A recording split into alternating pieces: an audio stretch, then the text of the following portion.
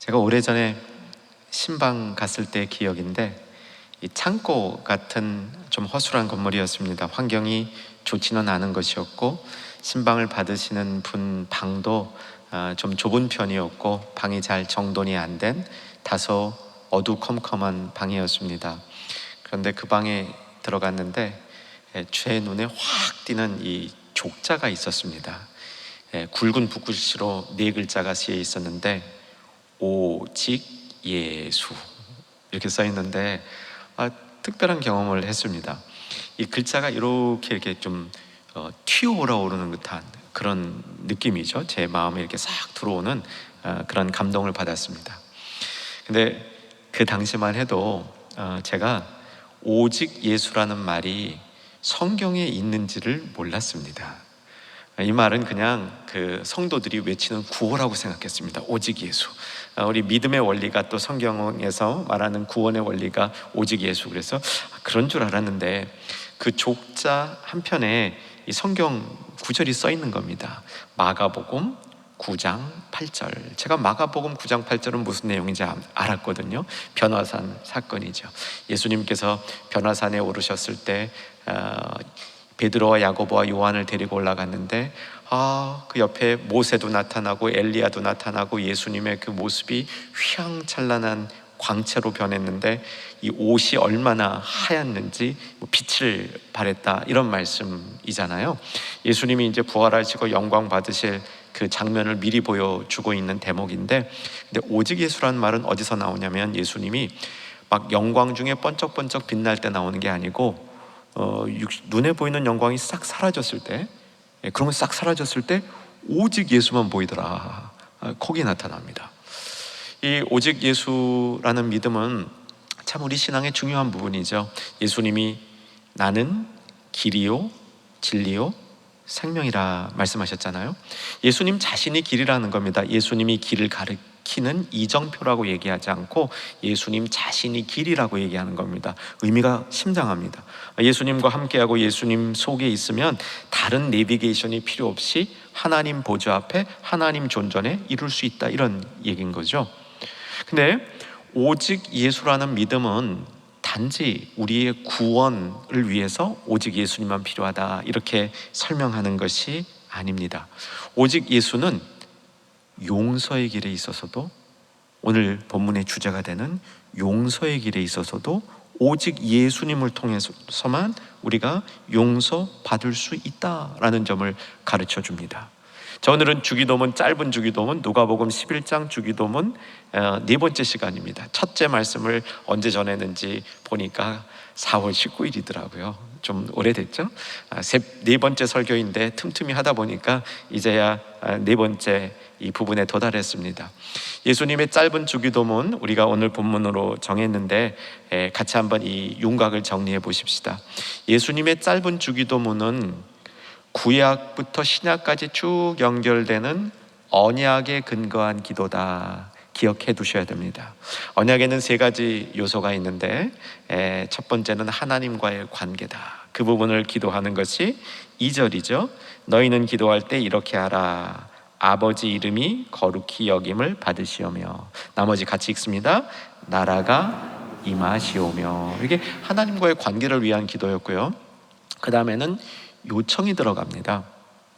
기도를 정의할 때 어떤 분들은 호흡이다 이렇게 정의하고요, 어떤 분들은 대화다. 이 정의도 아주 좋은 면이 있습니다. 호흡처럼 우리는 자주 기도해야 된다, 대화하듯이 하나님과 이렇게 친밀하게 기도해야 된다. 다 좋은 면이 있는데, 기도는 본질적으로 요청하는 겁니다.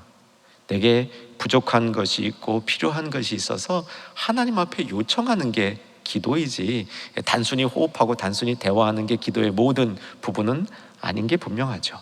다만 우리가 요청할 때 내 것, 나의 욕심만을 요청할 것이 아니라 하나님의 뜻, 다른 사람을 위해서 이렇게 기도하는 것이 더 성숙한 기도임에 틀림이 없습니다. 기도는 요청이죠.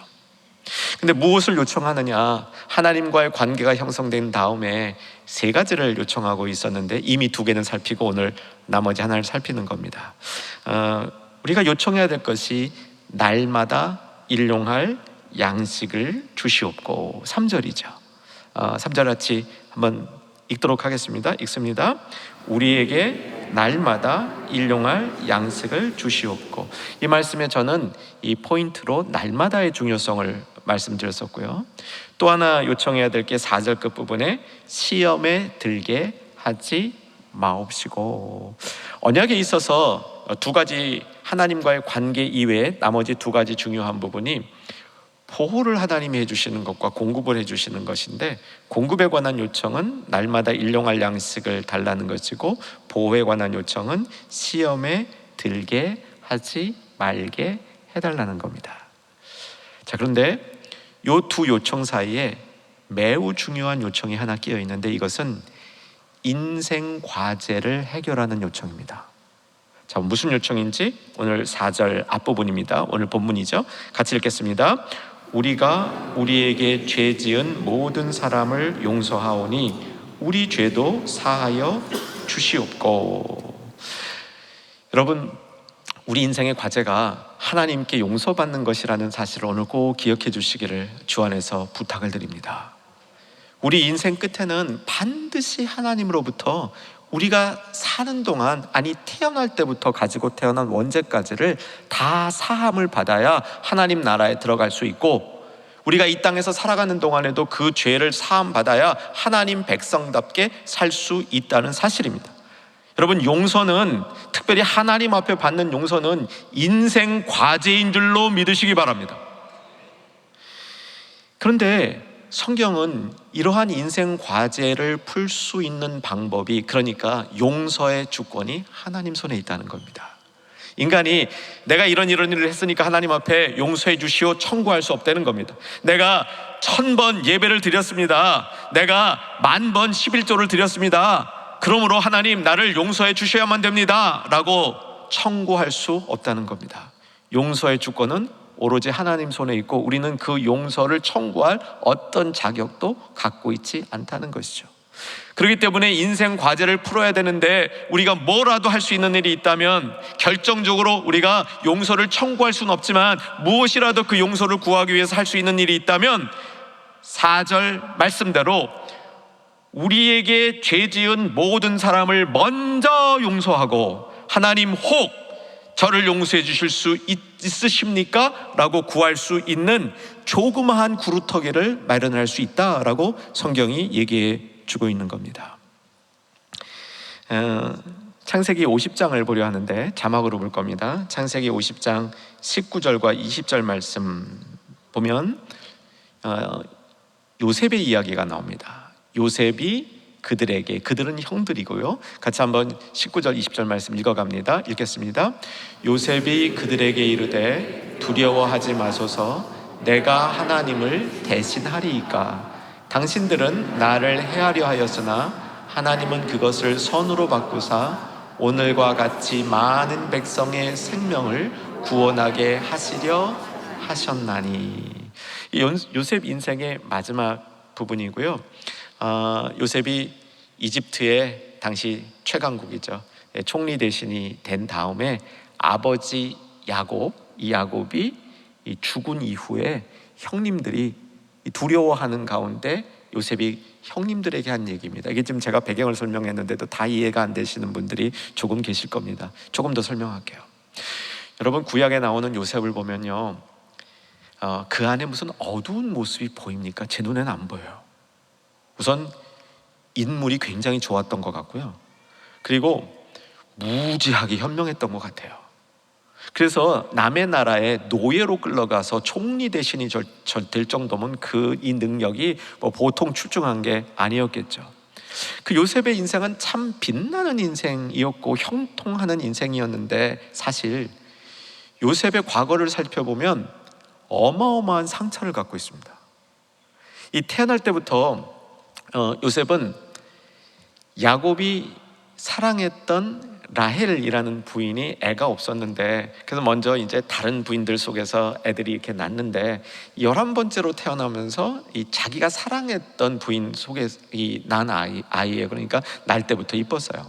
근데 또 어릴 때부터 똑똑했던 것 같아. 예, 그 꿈도 꿨는데 이게 무슨 꿈이냐면 자기가 아주 높아지는 이 최고가 되는 꿈을 꿨거든요. 그 문제는 그걸 좀 나부랑거리지 않았어야 되는데 이 요셉이 이 성숙하지 않아가지고 그걸 막 떠들고 다닌 거예요. 그러니까 형들이 듣고 이 속이 상하잖아요. 그 아버지도 좀 문제가 있어요. 그냥 사랑하면 좀 공평하게 대해주면 좋은데 그 사랑하는 아들이라고 그 아들은 또 특별하게 좋은 옷을 입히면서 이 차별 대우를 한 거예요. 그러니까 형들이 이 기분 나쁘고 속상하죠. 어느 날 형들은 조금 컸고요. 요셉은 이제 아직 소년티를 벗어나기 어려운 그런 때였는데 형들이 이렇게 집에서 아주 멀리 떨어진 곳에서 양을 치고 있는데 아버지가 또 그 요셉을 보내는 거예요. 형들 양 잘 치고 있나 보는 겁니다. 좋은 옷 입고 가니까 형들이 멀리서 보고 또 기분 나쁜 거야. 그래가지고 이 요셉을 죽이려 했잖아요. 형들이 동생을 잡아 죽이려 했던 거예요. 실제로 죽인 거나 마찬가지죠. 완전히 목숨은 끊지 않고 구덩이 속에 빠뜨려서 이게 죽이려고 그랬는데 그리고 또 어떻게 하다가 구덩이에 빠져 죽느니 이집트로 노예로 보내자 해가지고 이집트 노예로 간 거예요. 여러분, 이 시대 사람 중에 요셉이 받았던 상처에 요만큼이라도 받은 사람 있으면 난리를 필 거예요. 내가 이런 상처를 받아가지고 내 인생이 이렇게 되었다고 그 상처를 붙들고 트라우마니 뭐니 돼가면서 그냥 자기 상처를 붙들고 살아갈 그런 조건들이 요셉에게 얼마든지 있었는데 요셉은 그거를 이기고 그냥 이거 당당하게 이 인생을 사는 겁니다. 오늘 그 모습이 나타나는 거예요. 그 모습이 뭐냐면 형들이 자기를 죽이려 했던 형들이 노예로 팔아먹은 형들이 이제 자기 앞에 버들버들 떨고 있는 겁니다. 형들을 지켜줬던 유일한 버팀목인 아버지가 돌아가니까 이 형들은 이복 형제잖아요. 얼마나 요셉 앞에 힘없는 펄거 다닌 사람이 됐잖아요. 그런데 요셉이 뭐라고 얘기하는지 창세기 50장 19절 말씀, 창세기 50장 19절 말씀 우리 잘 읽겠습니다. 시작. 요셉이 그들에게 이르되 두려워하지 마소서, 내가 하나님을 대신하리이까. 이게 용서를 선포하는 요셉의 모습인데 용서의 주권이 하나님 안에 있다는 겁니다. 내가 용서하고 말고 자시고 할 일이 없다는 거예요. 이건 하나님 주권이고 내가 그 하나님을 어떻게 대신합니까? 나는 형들을 용서할 자격도 없습니다 라고 요셉이 선포하고 있는 겁니다. 이게 그 인생을 성공하게 만든 비결인 거죠. 여러분, 창세기가 어떻게 시작됩니까? 하나님이 태초에 세상을 만드시고 그 다음에 뭐가 들어왔습니까? 죄가 들어왔어요. 이게 죄 문제를 해결하는 첫 번째 단계입니다.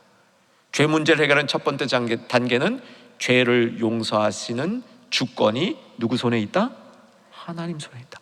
내가 하나님을 대신하리까. 하나님은 우리의 죄를 용서하시는데 예수 그리스도를 통해서 우리의 과거의 죄, 현재의 죄, 미래의 죄를 모두 다 용서하셨다. 이렇게 성경이 선포합니다. 믿으시고 받으시기 바랍니다. 잘 이해가 안 될 수도 있어요. 과거의 죄는 구하면 용서를 구하면 주실 거고 현재도 그런데 미래의 죄까지 그러냐? 네. 그 얘기는 무슨 얘기냐면 예수님이 십자가에 달려서 구속 사건을 이루신 그 힘은 어마어마해서 인간의 모든 죄를 충분히 사할 만큼 하나님 앞에 드려졌다, 이런 얘기입니다. 그런데 정말 내 죄가 사해지려면 내가 지은 죄에 대해서 하나님 앞에 돌이키고 용서를 구하는 회개를 해야 됩니까? 안 해야 됩니까? 해야 돼요. 하나님 앞에 우리가 회개를 하려면, 하나님 앞에 나아가려면 하나님이 기뻐하시는 조건을 갖춰야 되는데 그 조건이 뭐냐면 나에게 죄 지은 모든 사람을 용서하고 하나님 앞에 나가서 내 인생의 과제를, 하나님이 내 인생의 과제를 이미 예수 그리스도를 통한 십자가에서 해결해 주셨기 때문에 그 능력을 내가 다시 수혜를 받고 은총을 누리려면 나에게 죄 지은 모든 사람을 용서하고 주님 앞에 나아가기를 예수님이 직접 기도로 가르쳐 주셨다는 사실입니다. 여러분, 이 원리 때문에 우리가 회개 자주 할 수 있습니다. 여러분, 남을 용서할 수 있어요. 사실 내 힘으로 하려고 그러면 다른 사람을 용서하는 거 무지 힘듭니다. 여러분, 경험이 별로 없으신 분처럼 이렇게 얼굴을 표정을 지으시는데 태반은 다 경험하신 거예요. 일부 안 하신 분도 있을 수 있습니다. 그런데 태반의 성도들은 다 경험한 거예요. 얼마나 사람 용서하는 게 힘들어요. 여러분, 하나님 말씀 묵상하시죠? 묵상하는 줄로 제가 믿고 있습니다. 그런데 우리가 하나님 말씀 묵상보다요, 내가 받은 상처를 곱씹는 묵상이 훨씬 더 많다는 거 인정하시죠? 그래요. 내가 받은 상처를 더 많이 묵상하지, 하나님 말씀보다, 내가 하나님 말씀을 정말 많이 묵상하는 사람도 그것보다 내가 받은 상처 묵상이 더 많다는 거 인정하게 될 겁니다. 이 용서라는 게 어려워요. 그래서 오늘 원리, 주님의 원리, 그리고 주님이 우리에게 기도하라고 가르친 거예요. 이거를 자주자주 기도하라고. 인생의 과제가 하나님 앞에 용서받는 건데, 그 용서받기 위해서 그 조건으로, 아니면 그 반응으로, 하나님이 주시는 은총의 반응으로 내가 용서해야 될 모든 사람을 먼저 용서하는 그런 모습, 그런 삶을 갖추라 라고 도전하는 겁니다. 여기까지 말씀만 먼저 요약하고 다음으로 넘어갑니다. 용서는 첫째, 하나님이 하시는 일입니다. 둘째, 용서는 나를 위해서 해야 됩니다. 용서의 목적은 내가 다른 사람을 용서 못할 때 나 피해보는 겁니다. 나 손해보는 거예요.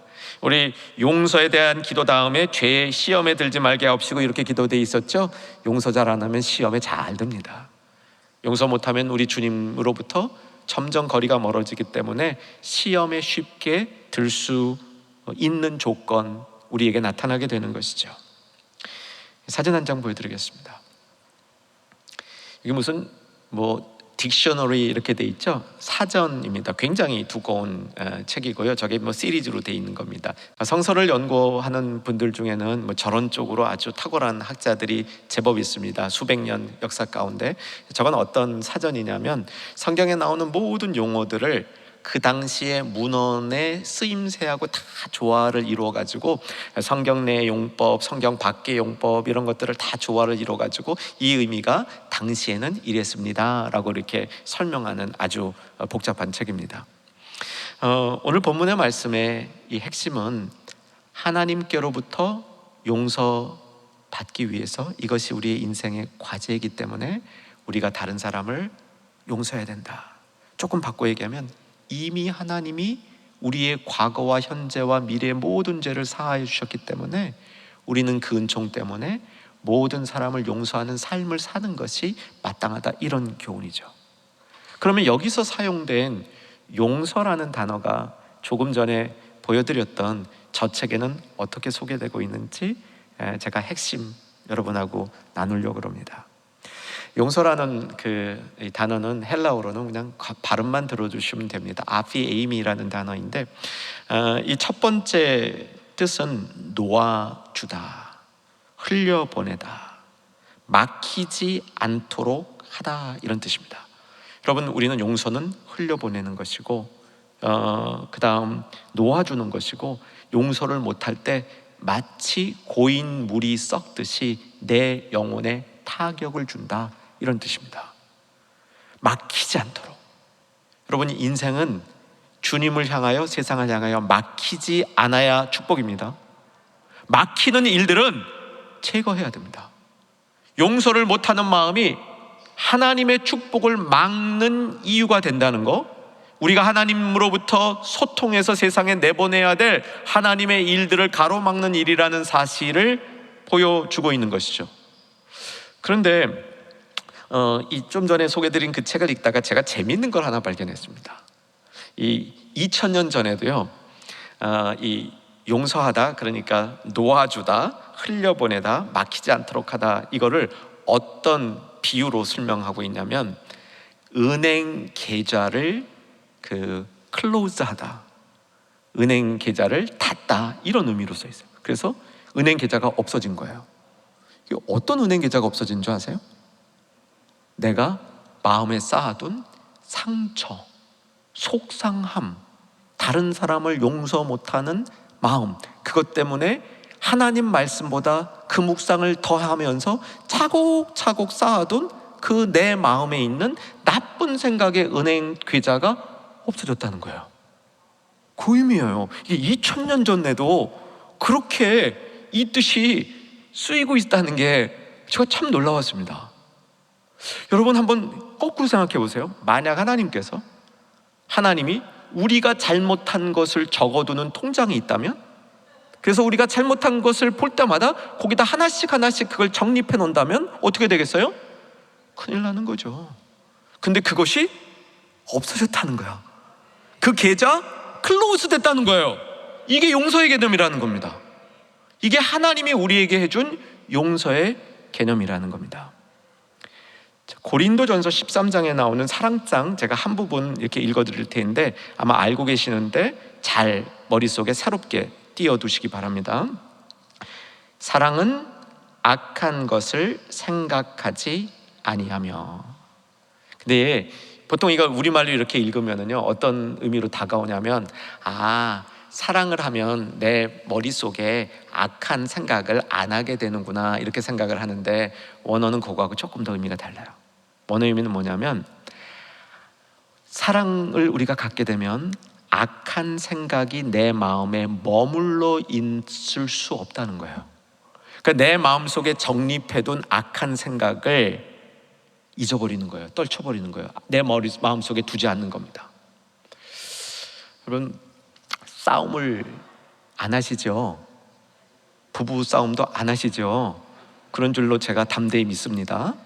근데 어떤 부부를 보면 부부 싸움을 할 때 보통 히스테리를 부른다 그러는데, 히스테리가 아니라 히스토리를 부르는 분들이 있어요. 그러니까 과거에 있었던 일을 다 끄집어내는 거야. 15년 전 있었던 몇 월 며칠까지를 기억하면서, 그때 당신이 나한테 이런 말을 했는데 얼마나 섭섭했는 줄 알아. 여러분, 이렇게 되면 이건 뭐예요? 악한 것을 생각하는 거예요. 기록해둔 거예요. 기록해둔 거. 여러분, 그런 성격을 가지신 분들이 있다면 얼른 고치셔야 됩니다. 왜? 하나님이 여러분 잘못한 거 그렇게 기록해 두셨다간 큰일 납니다. 하나님이 우리가 잘못한 일에 대한 그 계좌를 클로즈하는 거, 이게 용서입니다. 그러므로 우리도 내 안에 담아둔 그러한 남에 대한 이 슬픈 생각, 아픈 생각, 악감, 이런 것들을 정돈하면서 흘려보내는 것이 용서라는 것이죠. 그래서 이 용서는 흘려보내는 건데, 말씀드린 대로 이게 쉽지 않아요. 굉장히 무거운 짐이 된다 말이죠. 여러분, 아까는 제가 묵상에 대해서 말씀드렸는데 부활에 대해서 한 번 더 말씀드릴게요. 여러분, 예수님의 부활을 경험하고 사시지요? 예. 그런데 제가 보기에는 우리는 예수님의 부활을 경험하는 것보다 더 많은 부활을, 내 속에 있는 상처의 부활을 경험할 때 더 많이 해요. 그 상처가 없어졌는 줄 알았는데 조금 있으면 또 부활해요. 죽였는 줄 알았는데 또 살아나. 그래서 예수님의 부활보다 우리 안에 있는 상처와 내가 갖고 있는 이 나쁜 마음의 부활이 더 많단 말이에요. 이거 어떻게 할 거냔 말이죠. 이 용서란 말이에요. 흘려보내야 된단 말입니다. 우리가 의도적으로 해야 된단 말입니다. 그래서 기도해 놓은 거예요. 그냥 하나의 지혜라고 한 것이 아니라 기도하라고 하는 거예요. 매일매일 기도하라고. 그래야 이 문제를 우리가 이길 수 있다고 예수님이 가르쳐 주신 겁니다. 예수님께서. 그런데 여기서 한 가지 더 용서에 도움이 되는 원리가 있는데, 아까 이제 사전적 의미에서 용서라는 단어가 한 번만 더 들어두시면 아피에이미라는 말인데, 이 말을 2000년 전 의미로 돌아갑니다. 2000년 전 의미 가운데 자기가 가지고 있는 법적 권한 시행하는 것을 포기하다, 이런 의미가 있어요.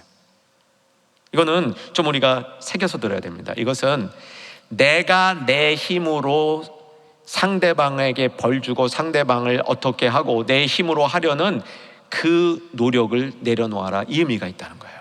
대신에 뭐라고 가르쳐 주시냐면 로마서인데, 로마서 12장 19절하고 20절을 읽을 겁니다. 이렇게 우리가 주일에 성경 찾는 구절은 좀 펜 가지신 분들은 체크해 두시거나 이렇게 한번 꽂아 두시면 그래도 나중에 한 번 더 보실 수 있는 유익한 말씀입니다. 19절과 20절 달아서 읽겠습니다.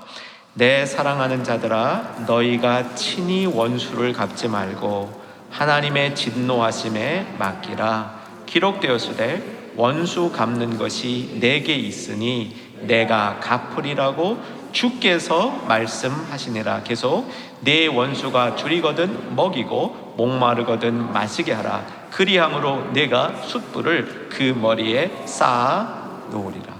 여러분, 이 말씀 보면요, 정말 이 마음이 좀 특별합니다. 원수에게 줄이고 먹이고 목마르거든 잘 대하라는 거거든요. 그런데 그 뒤에 보세요.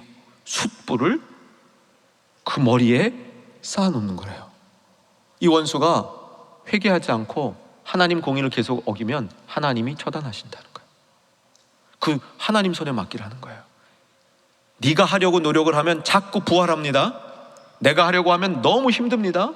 그런데 이걸 하나님께 맡겨놓으면 하나님이 반드시 공의대로 이 문제를 해결하신다라는 지혜를 우리에게 주고 있는 것이죠. 용서의 문제는 하나님과 파괴된 관계를 회복하는 문제입니다. 사실 우리가 죄를 지을 때 누가 가장 가슴 아프냐면 하나님이라는 거예요. 내가 죄를 지을 때 내가 가슴 아프고, 내가 죄를 지어서 상처를 준 상대가 가슴 아프고, 내 가족이 가슴 아픈 거 사실이지만 정말 그 일을 통해서 가슴 아픈 분은 하나님이시라는 겁니다. 나와 하나님 사이의 관계에 손상이 입혀졌기 때문에 나의 잘못으로, 내가 용서하지 못함으로, 용서는 근본적으로 하나님과 망가진 관계를 회복하는 것이고, 그래야 인생 마지막 과제, 인생 중요한 과제인 하나님으로부터 최종적인 용서를 받을 수 있는 그 자리에 나아갈 수 있다는 겁니다. 용서는 나를 위해서 꼭 해야 됩니다. 용서를 안 하면 내 영혼이 많은 피해를 입게 됩니다. 마태복음 18장에 예수님이 하신 비유인데 들으시면 금방 아실 거예요. 예수님이 하신 비유 가운데 큰 부자가 있었는데 그 부자에게 1만 달란트를 빚진 사람이 있었다는 겁니다. 부자에게 가서 용서를 구했죠. 내가 이걸 도저히 갚을 능력이 지금 안 됩니다. 나와 내 가족을 위해서 이걸 좀 봐주세요. 주인이 그 용서해 줬어요. 근데 이 사람이 돌아가다가 자기에게 100데나리온을 빚진 사람을 만났는데 100데나리온을 빚진 사람이 똑같이 용서를 구하는 거예요. 제가 너무 힘듭니다. 조금만 기다려주세요. 좀 봐주세요. 그랬더니 1만 달란트를 탕감받은 사람이 100데나리온을 빚진 사람에게 안 된다고 얘기하는 거예요. 당장 갚으라고 얘기하는 거예요. 이 얘기가 주인의 귀에 들어갔습니다. 주인이 1만 달란트 탕감받은 사람을 데려다가 혼을 내는 장면이에요. 자, 이 장면 몇 가지 우리가 더 정확하게 이해하기 위해서 이제 좀 찝어서 살펴봅니다. 1만 달란트라는 돈이 얼마냐면, 달란트라는 게 금달란트도 있고 은달란트도 있습니다. 또 금도 이 금 퀄리티에 따라 14금이 있고 18금이 있는 것 같아요. 그 당시에도. 그리고 로마 제국 시기가 전기가 있고 중기가 있고 후기가 굉장히 길었기 때문에 정확한 액수로 환산해 낸다는 것이 수월한 얘기는 아니지만 얼추 우리 현재 돈으로 바꾸면 1만 달란트라는 돈은 10조입니다. 10억이 아니에요. 10조예요. 10조. 1달란트가 10억이에요. 1만 달란트는 10조예요. 10조를 빚진 사람을 탕감받은 거야. 그러니까 이거는 그냥 인간적으로 진 빚일 수가 없어요. 이거는 뭐냐면 우리가 하나님 앞에 마지막 최종적으로 탕감을 받아야 되는, 우리를 향한 우리 죄값이 하나님의 용서를 구해야 되는 그 계좌에 쌓여있는 모든 일들이 탕감되어야 되는, 그걸 의미하는 겁니다. 근데 100데나리온도 굉장히 많은 돈이에요. 우리 보통 여러분 버는 한 달 수입 곱하기 3이라고 보시면 됩니다. 이게 남한테 쉽게 이게 떼낄 돈이 아니란 말이에요. 이걸 받아낸다고 그러는 것은 당연한 요구고 당연한 바람입니다. 그런데 그것을 내가 하나님 앞에 용서받았다는 그 사실에 입각해서 내가 다른 사람 용서해 주는 문제를 그 은총 가운데 네가 처리함이 마땅하다, 라고 얘기해 주는 것인데, 자, 이 비유가 마태복음 18장에 있습니다. 34절, 마태복음 18장 34절. 자, 같이 읽습니다. 주인이 노하여 그 빚을 다 갚도록 그를 옥졸들에게 넘기니라. 누구에게 넘겼어요? 옥졸들이라고 되어 있습니다. 말이 재밌죠? 옥졸들, 기억하기도 좋습니다. 이게요, 1만 달란트 탕감받고 100다니엘론 탕감 안 해준, 하나님으로부터 하나님께 용서받았는데 다른 사람을 용서할 마음이 없는 사람들에게 옥졸들이 붙여진다. 이거 예수님이 하신 말씀이에요. 이 옥졸들이 뭐냐 하는 거죠. 성경에 보면 간수라는 말이 등장합니다. 사도 바울이 빌립보 감옥에 갇혀 있을 때도 간수라는 말이 등장하고요, 뭐 여러 군데 바울이 갇힐 때마다 간수라는 말이 등장하는데, 그 간수와 옥졸은 아주 다른 말입니다. 이 옥졸은요, 지금 요즘으로 말하면 뭐냐면 고문 전문가 수사요원이에요. 근데 수사요원인데 고문해도 된다는 법적 허락을 받은 수사요원이에요. 겁나는 사람입니다. 여러분, 사극을 보거나 외국 영화를 보게 되면 이게 고문하는 사람 등장하죠. 한결같이 덩치가 크고요, 인상이 사납고요, 뭐 이상한 거 들고 다니면서 이제 그걸로 고문을 하려고 그래요. 그런 사람이 옥졸이라는 거예요. 이건 무슨 얘기냐면 우리 영혼을 옥졸에 의해서 짓눌리게 될 수 있다라고 경고해 주시는 겁니다. 이제 말씀을 정리합니다. 우리가 다른 사람을 용서하기 위해서 우리는 어떤 태도를 가져야 되냐면, 하나님 말씀 앞에 온전히 순종하겠다는, 하나님 말씀을 전적으로 받아들이는 태도가 우리의 용서의 삶의 시작입니다. 내가 하나님 앞에 용서를 받아야 되겠다는 마음이 든다면, 아니 내가 다른 사람에게 용서를 구해야 될 그런 상황에 있다면, 내가 누군가를 용서하는데 용서하는 게 굉장히 힘들다면, 제일 먼저 해야 될 일은 용서의 주관자가 누구다? 하나님이시다. 용서는 누구를 위해서 해야 하는 거다? 나를 위해서 하는 거다. 그러므로 하나님의 말씀을 내가 전적으로 순종하겠다는 그 마음의 회복으로 돌아가야 됩니다. 거기서 시작이에요. 그러지 않으면 우리는 진정한 용서를 할 수도 구할 수도 없습니다. 하나님 마음에 전적으로 순종하고 용서하는 마음을 실행하려면 또 한 가지 방법은, 그저 용서를 단순히 내 마음이 편해지는 감정적인 요소로만 봐서는 안 됩니다. 진정한 용서는 하나님이 행하시고자 하는 가장 중심적인 구원 사역에 나 자신이 동참하는 것, 이것을 통해서 내가 용서받은 것을 경험할 수 있고 다른 사람을 용서할 수 있습니다. 왜냐하면 하나님의 구원 사역은 짓눌린 사람들을 자유하게 하는 것이고, 억눌린 세대에게 하나님의 복음을 전하는 것입니다. 그 세대를 치유하는 것입니다. 거기에 참여할 때만 우리가 진정으로 용서를 받고 구하는 하나님의 원리 가운데 쓸 수 있게 되는 겁니다. 마지막으로 우리가 용서를 구하려면 어떤 태도에 있어야 되는가? 누가복음 18장 9절서부터 말씀을 살펴보려고 합니다. 찾으실 수 있는 분들은 찾아가시면 좋을 것 같아요. 누가복음 18장에는 성전에서 기도하는 두 사람의 대조가 나타납니다. 10절을 보게 되면 바리새인이 기도하고 있고 세리가 성전에서 기도하고 있습니다.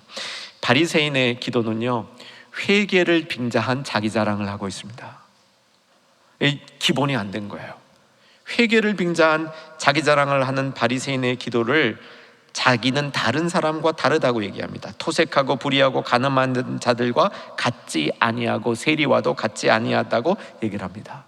그런데 세리의 기도를 보시기 바랍니다. 세리의 기도는 13절 같이 한번 읽겠습니다. 세리는 멀리 서서 감히 눈을 들어 하늘을 쳐다보지도 못하고 다만 가슴을 치며 이르되 하나님이여 불쌍히 여기소서 나는 죄인이로소이다 하였느니라. 자, 요 비유에서 한번 꼭 기억해야 될 말씀을 이제 한 번 더 찝어드립니다. 다음 절에 14절 제가 읽겠습니다. 내가 너희에게 이르노니 이에 저 바리새인이 아니고 이 사람, 세리죠, 이 사람이 의롭다 하심을 받고, 그 다음 같이 읽습니다. 시작. 그의 집으로 내려가느니라. 여기까지. 여러분, 그의 집으로 내려갔다 이 말은 뭐냐면요, 하나님 앞에 기도하는 순간 죄책감이나 자기의 영혼의 짐은 다 거기다 내려놓은 겁니다. 여러분, 우리가 용서의 원리를 알 때 왜 우리가 자유함을 얻게 되냐면 내 안에 있는 죄책감이 자리할 자리가 없습니다. 여러분, 정말 하나님 앞에 용서받은 영혼들은 죄책감을 가질 필요가 없는 겁니다. 죄책감은 거의 대부분 사단의 일이에요. 우리는 하나님 앞에서 내가 어떠한 죄든지 간에 하나님 앞에 진심으로 용서를 구할 수 있는 길이 열려 있다는 사실을 알게 되는 것이고요, 십자가의 능력이 그 죄를 사해준다는 능력을 알고 있는 것이고요, 그 죄가 사회에 미친 악영향과 오염들을 내가 주님의 인도하심으로 갚아갈 수 있는 마음과 능력을 주님께서 주신다는 걸 믿는 겁니다. 그래서 죄책감에 시달리지 않은 겁니다. 이 세리의 멋은 이거예요. 성전에 올라가서 자기의 연약한 부분을 하나님 앞에 다 내려놓고 성전을 떠나서 집으로 당당하게 가는 겁니다. 세상 속에 다시 나가서 하나님의 구원 계획을 이루려는 그 발걸음을 힘있게 진전해 나간다, 이런 얘기입니다. 사랑하는 여러분, 용서의 원리를 잘 배운, 인생의 과제를 해결한, 그러면서도 인생의 숙제를 계속 풀어가는 저와 여러분 되기를 주의 이름으로 축원합니다. 살아계신 아버지 하나님,